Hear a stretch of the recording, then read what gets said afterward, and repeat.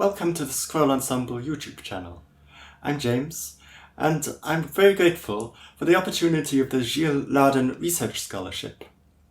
And together with Robert, we'll be researching ways of learning music in the past, and what we can learn from that for improvisation. In the past, improvisation, performance, and composition were much closer linked than they are now. But how did musicians learn in this much more integrated way? Andrea Bornstein suggests that the duo between the 16th and 18th century, especially in Italy but also other countries, was one of the most important methods for teaching both amateur and professional musicians. Styles changed, composers changed, but something about this didactic method remained constant. But how did students actually use these duos? We can gain an insight by reading Bungies' Cartella Musicale, and in that he suggests that students should first learn duos, singing and playing, and he says which duos they should learn, which composers, and which are good composers.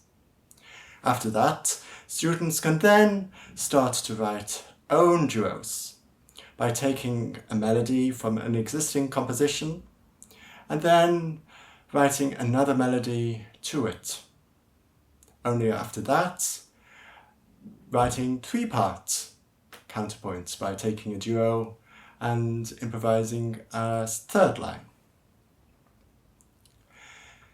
So the idea is to take an existing idea in the past and then do something new with it in the future.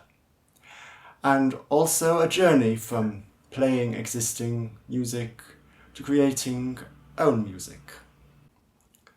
If we look more closely at these duos, we see that they all play with material from the past in different ways. First, composers used modes. Today we have keys, major and minor. At that time, music was normally in a mode which is a type of scale, and there were many types of scales or modes, and also a 6-note scale called a hexachord. In art, we might choose particular colors like blue and white, as here. And in music, we choose a certain amount of notes, which is a mode, and play with it. Second, lots of these duos are actually arrangements of existing pieces of more parts, condensed into only 2 parts. Third, lots of these duos take a motif, which is found in previous compositions, and then play with it, repeating it in different ways, just as you might repeat a picture or motif in art or pottery.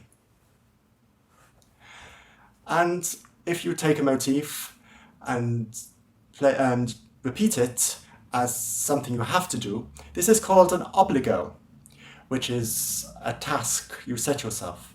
And it's very good to set tasks when practicing improvisation. Fourth, lots of these duos follow Bungies' idea precisely. They take a line, musical melody from an existing piece, and then put another part on top of this line. And finally, lots of these duos have imitation. This can be strict, which is called a canon. And in a canon, the first voice is imitated a bit later, exactly, and this can be at the unison, or at the fifth, or at another interval. different types of melody suggest different types of imitation. In our research in the next few months, we will be looking at these duos in more depth, what we can learn from the composers, how they used past material, how we can use the material in improvisation and learn from that, and we will be presenting this in more videos.